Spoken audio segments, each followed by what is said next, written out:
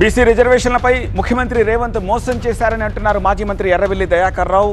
GO number 9 కోర్టుల్లో నిలబడదని రేవంత్కు తెలుసు అంటున్నారు ఆయన. స్థానిక ఎన్నికల్లో ప్రజలు తరిమి కొడతారనే ఈ రిజర్వేషన్ల డ్రామా ఆడారని ఎర్రవెల్లి ఆరోపిస్తున్నారు.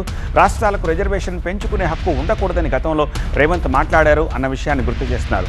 సీఎం రేవంత్ అన్నీ తుపాకీ రాముడి మాటలు అంటున్నారు ఆయన. బీసీలను మోసం చేసిన రేవంత్ కాంగ్రెస్ నేతల్ని తరిమి కొట్టాలంటున్నారు.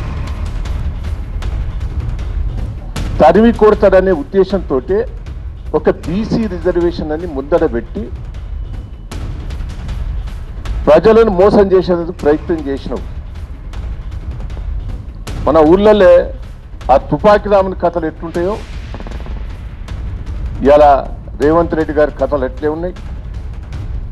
నేను ఒక్కటే చెప్తున్నా, తెలుసు ఆ జీవోని నిలబడదని.